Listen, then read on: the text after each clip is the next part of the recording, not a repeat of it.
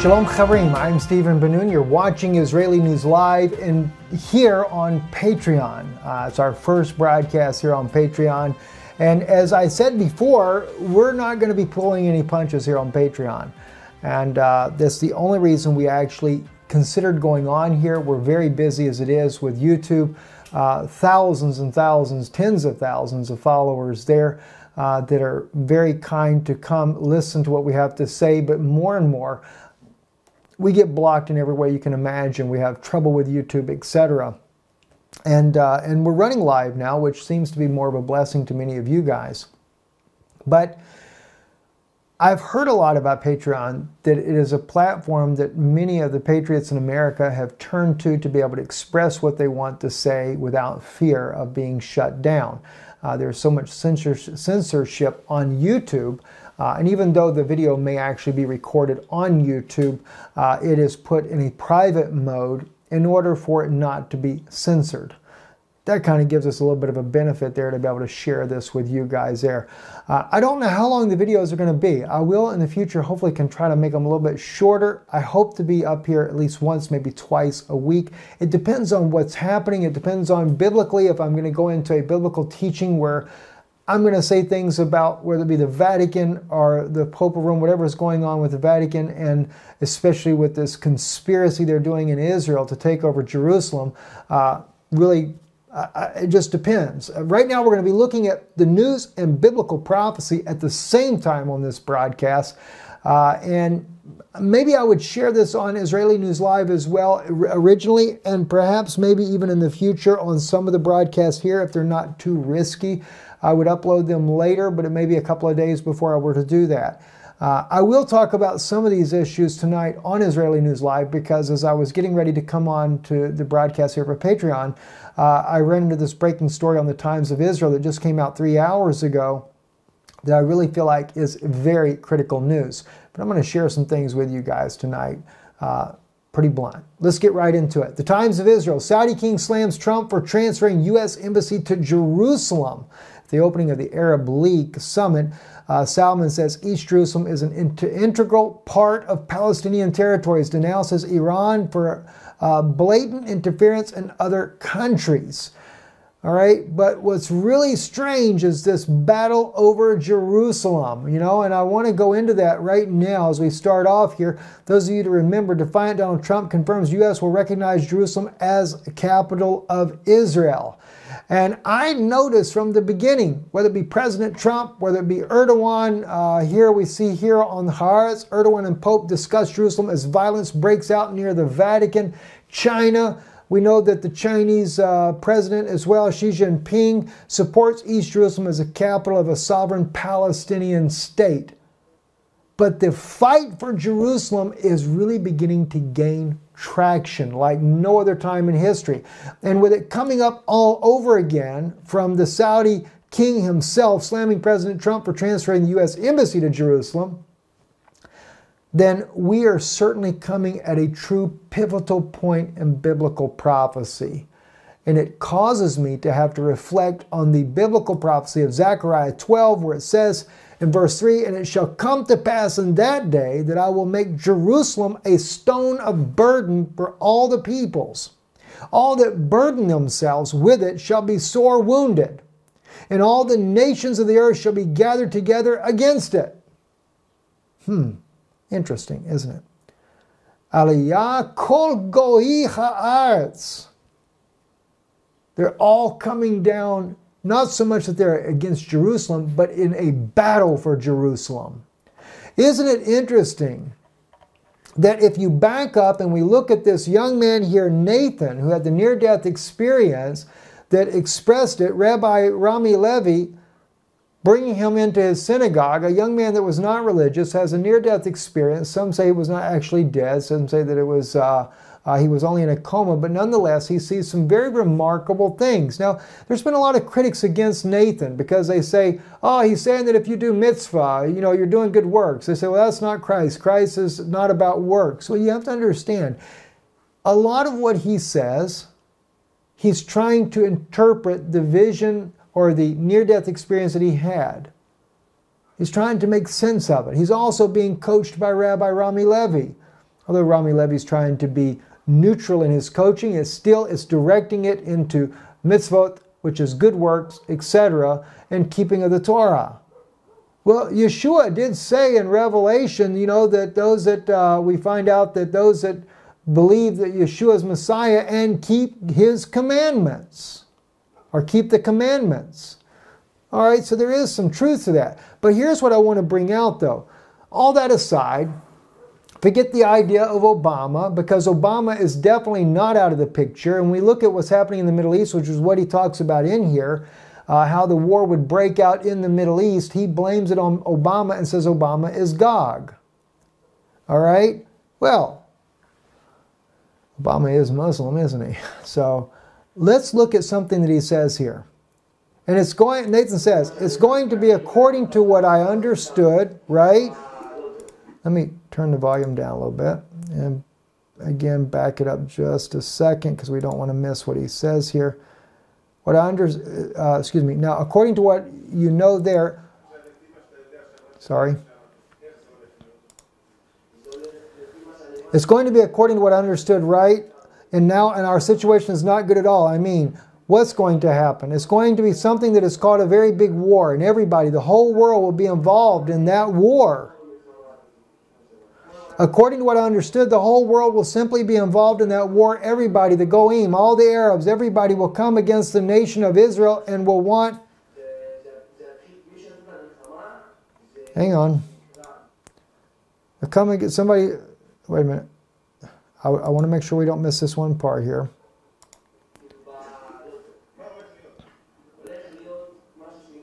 All the nations will be involved. Okay, we got that part.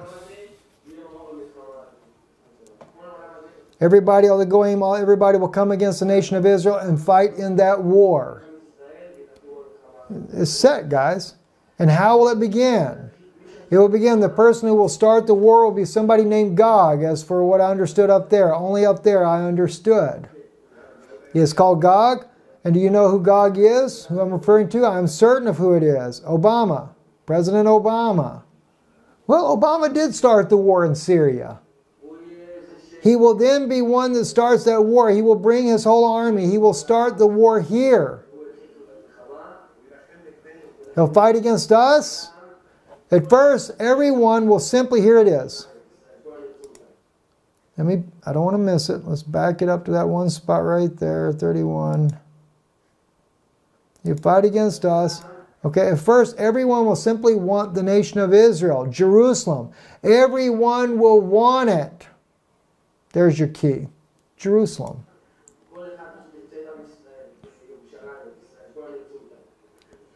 Rabbi, Jerusalem? Jerusalem, yes, everyone will want it.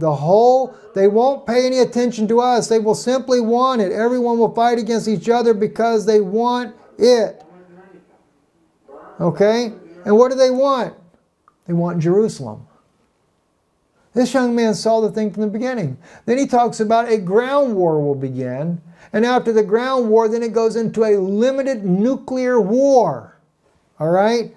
Let's move along. We'll kind of keep going with it. I want you to hear all this. All right? All the bad things will take 2 weeks. What will happen during the 2 weeks? In those 2 weeks, what is the bad thing? More than a few million people will die. They will die like...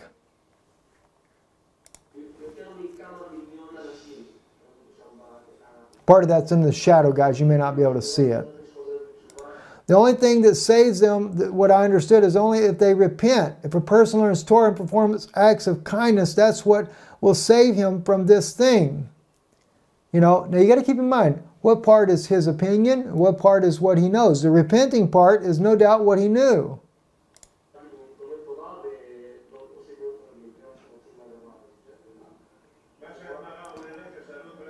Now, the rabbi is going to go into the Gemara, which is just what the rabbi's opinions are. Doesn't mean that that's correct. Now tell me, what is this? What kind of war is this? A spiritual war? No. A war of soldiers against soldiers? Partially. At first it will be a war between soldiers. The whole world will simply come. Simply at first, all the goyim and all the battle each other and will want Israel. In the end, what will happen is this. Everyone will unite and fight against fight against us. Hang on. Back that up just a second. They'll fight against us, each other, and will want Israel. Okay, here it is. Fight against us, fight against the nation of Israel. And many people from among the Am Yisrael will die. Several million people will die. A ton of people will die. And you know, guys, there's still a prophecy. 2/3 of Israel are supposed to die. And it all gets started over Jerusalem. All over the fight of Jerusalem.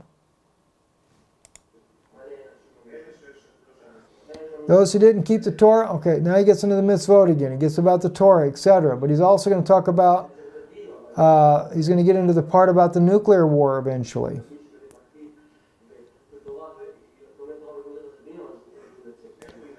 Now, you got to keep in mind, he's being coached at this point about the Torah stuff. And I'm not, believe me, I believe in the Torah as well. I do believe, and I believe that, you know, reading the Word of God, studying is important, but it's not salvation. What do you mean you saw? Do you say you like a movie or the future? Yes, I see it like a movie, the future. I see it in a movie of a future. You see it in seconds, but it's a lot of time. The movie of my life, I saw it first. They showed me a life in a thousandth of a second. You know? I saw it all, even when he was a boy. Now let's move forward. You saw a movie. Nathan, I saw a movie. Call it a movie of the future. What is it going to be? Yes, simply saw that everyone was attacking Am Yisrael, which is the people of Israel, and came against us, also fought against us. The IDF, that will manage to keep them at bay for 2 days, according to what I saw. And then everyone will simply kill us, and we won't have anyone to rely on but the Holy One. Blessed be He. And then what will happen? He's saying the IDF will only hold on 2 days. Yeah, that's it. He said there won't be no more. So everyone is open. Everything is open, exposed. Gog is Obama. Obama is the United States. You say that will lead. See, he's coaching him again.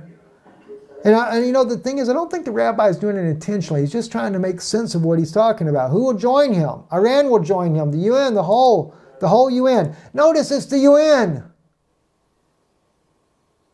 The Pope runs the UN. The Vatican created the United Nations. Their hand was in it. Don't worry, their hand was in the cookie jar. And the problem is the Pope is trying to get Jerusalem. He's been trying to get Netanyahu to hand it over. And Netanyahu's been playing along. Don't think that Netanyahu is not playing along. When they anointed him to be a prime minister by Mike Evans, that was a setup. I used to really believe it was genuine, but it's not a genuine thing. That was a setup. Mike Evans, very deep involved with the Vatican. And it was complete setup from the beginning. Netanyahu was to look like he was the king. Israel's returned king, his savior. But he was sent in there. Just like Shimon Peres, close ties to the Vatican. All sent there for one thing. Help the Vatican get Jerusalem.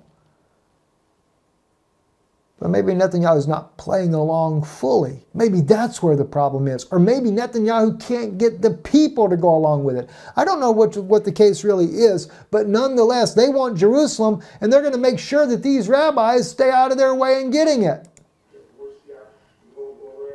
Russia, the rabbi asked. Yes, Russia, South Korea, the whole UN, really, everyone, all 70 nations will rise against us, 70. Whereas ISIS, what will they do? This is what I saw. They will kidnap people. They will simply kidnap people. They will kidnap, yes, like they did in the Gilad Shalit. They will kidnap people and they will torture them and things like that. Now also what I saw is in that moment, the olives next to Jerusalem, it will be those that have the merit to be saved, so that mountain will split in two. I always like this part here because he says that it doesn't matter if you wear a kippah or if you wear a beard. That's contrary to what they believe. He'll be revealed to everyone, meaning before everyone, before everyone. Everyone will simply see that. It's the Mashiach. Will understand it, the Mashiach. He will stand in the entrance there, the Chasaim, and he will say who can enter in and who cannot. I was hoping to get to the part about the nuclear explosion. That's what I really wanted to get to.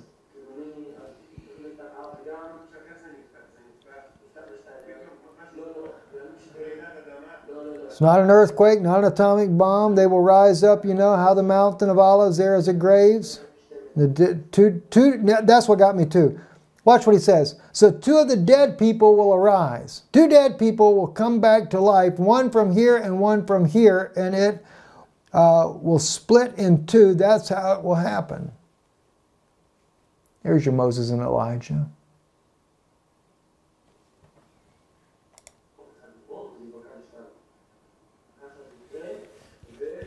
And what I saw was simply that Mashiach is, first of all, someone who can't sin, someone who repented, who didn't commit any transgression. You know, we could get on into all this, and I really want to get to the part about the war there. Let me see if I can find it just by jumping to the comments here.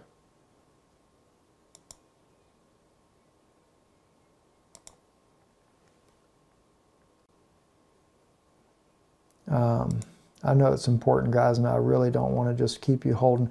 I'll come back to it later. He does talk about a nuclear war that will take place, and millions will die from it.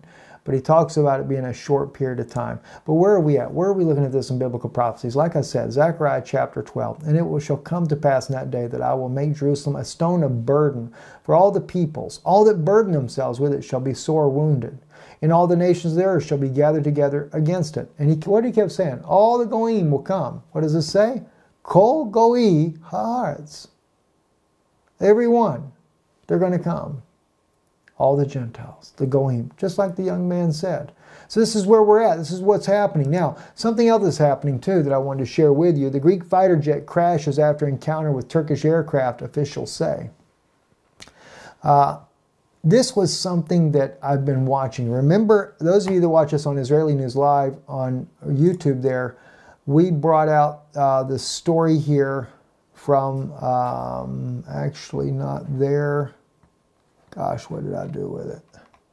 Maybe this is it. Yes, the Hal Turner radio show, where he talked about the American troops killed in Syria, along with 1,800 more private military contractors that were killed inside of Syria. And it's been a tit for tat ever since. Now, I have shared with you guys now for quite some time. Again, Lorenzo is showing that the U.S. moving military equipment into Jordan. We saw that Turkey, Erdogan, what's he doing? He's on the northern border. He overran Afrin. Why did he overrun Afrin to begin with? Turkey is part of the military campaign to topple Bashar al-Assad and to overtake Damascus.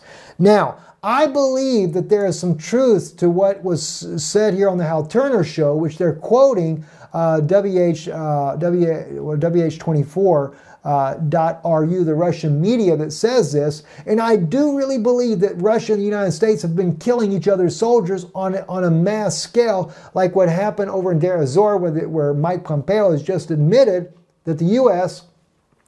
the U.S. actually killed 200 Russian contractors from the Wagner Group. And now what Russian news is bringing out as well is that U.S. soldiers were not only captured as well as British captured, but also were killed. And 1,800 of their private military contractors were also killed. Now, according to this news here, they were saying that the Americans, along with the Israelis, were working on staging a false chemical attack to start the air raid bombing campaign, and then followed by a ground war. It's basically what Nathan has said is going to happen. And when did he say it would happen? After this issue over Jerusalem. And now Jerusalem's all back in the news again. I mean, face it, guys, this is serious. You know, I'm going to tell you something. I know you guys, if you're listening now on Patreon right now, you know, I'm going to be saying a lot of these things on YouTube channel as well. But what I don't want to get too deep in on YouTube are those key things that would cause me to be thrown off, where I tell you the Vatican is absolutely 100% involved behind this. Where I start to talk about, and there again, this is only a pilot run right now for me. So you're going to hear some of this on YouTube today. Please don't be offended by that. I know you guys are you've made pledges and stuff like that. Listen, you can make it for 50 cents or $1. I don't care. That's not the point there. I do want to tell you some serious issues that I want to share with you here that I can't share there. But there's going to be a lot of things that are going to be pretty much similar.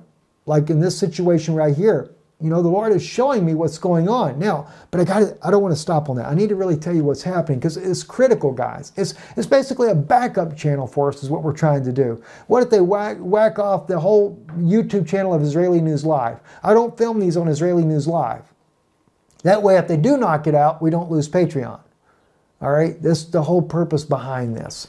All right, now, the other issue that we're facing is that not only are there possibly that Americans and British are still being held captive, and yes, the U.S. started this air campaign there, I don't think we're out of the woods yet.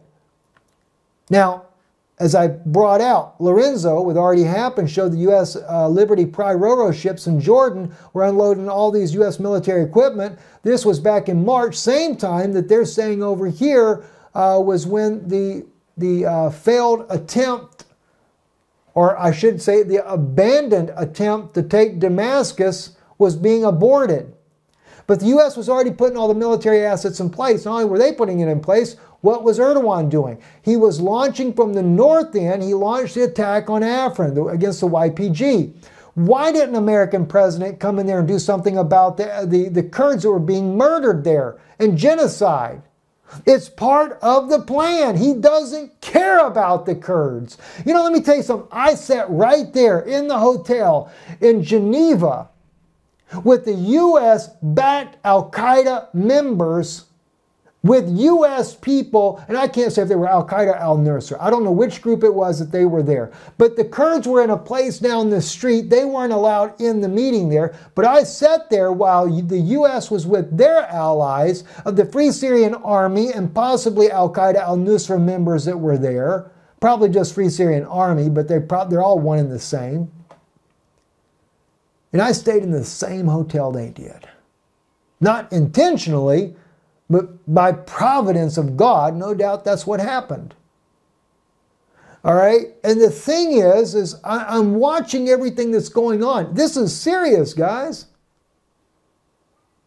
And this is the reason why the U.S. will not help the Kurds. The Kurds were left out in Geneva. They're a thorn in the side because they're afraid they might side with Erdogan. All right? So they allowed Turkey just to run them over. Why? Because Turkey has to get closer to Damascus and they have to make sure there's no one in the way for when they do the attack on Damascus. So Erdogan was paving a way. The French move in. They make it look like a big issue over in Mumbai. Why? Put French ground forces in the scene. They made it look like it was a staged coup in Turkey. It wasn't a staged coup. It wasn't a real coup. It was a staged coup. Why? So the Germans could move their air force to Jordan. Lebanon, the U.S. moved military equipment into Lebanon. And here the Lebanese and the Jordanians are saying, we condemn the attacks on Syria. You don't condemn the attacks on Syria. You condone those attacks on Syria. It's a joke to say you condemn the attacks on Syria. If you condemn them, then why have you allowed the U.S. to just pump hundreds of military equipment in there and cross over into the border to Al Tanf, and also have it sitting right down there below Dada on the border of Syria and Jordan? You're going to overthrow Assad is what you're going to do. And what's Russia doing? Russia's trying to stop it. Russia's not the bad guy in this war. But when Russia began doing that heavy bombing campaign there in East Ghouta, close to where you staged your chemical attack, then U.S. and British forces and the contractors all got caught up in the bombardment and they started getting killed. And just like it was in 2016, in September of 2016, when the U.S. was bombing the mess out of Syrian and Russian forces near Deir ez-Zor back in September 2016, that caused the deaths of 80 soldiers, 69 Syrian, 11 Russian. They didn't want to tell you that, did they?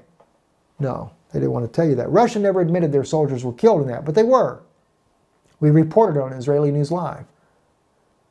Russia retaliated. They bombed Aleppo into oblivion, and they also hit in the mountains with a bunker buster and killed a bunch of Secret Service, or not Secret Service, but Mossad, CIA, MI6, Qatar, Saudis, operatives, and Turkish operatives, as well as Jordanians. They kept on bombing. They took going towards Idlib, and then they ended up cornering 300 British soldiers embedded with al-Nusra. Well, what do you know? So when I see this article like this here on the Hal Turner radio show, I believe there's some truth to what they got. Quoting the Russian source, of course, but there's still some truth. And it's more plausible when I see this huge buildup of forces. All right, now, where am I going with this? All right, look at the situation right now. Where's it at here? Greece and Turkey. Greece fighter jet crashes after encounter with Turkish aircraft, officials say. Oh, malfunction. Yeah, it's a malfunction, all right. Don't think the Turks weren't behind it, though. And why is there a problem between Greece and Turkey right now? Because Greece has S-300 system. And even though Greece is more allied with the European Union, although they've been kind of thrown out as a stepchild, they've also been making ties with Russia. They are afraid Greece will ally with Russia in a war in Syria. And where will that end up putting everything? Yeah, on a major collision course. That's exactly right. But it's all starting up all over again, all over about Jerusalem. The Saudi king slams Trump for transferring U.S. embassy to Jerusalem. Nathan saw it too, just like the prophet Zechariah did. It's coming to a head. I'm Stephen Benu with Israeli News Live, first broadcast here on Patreon. I will be doing research when I share things here.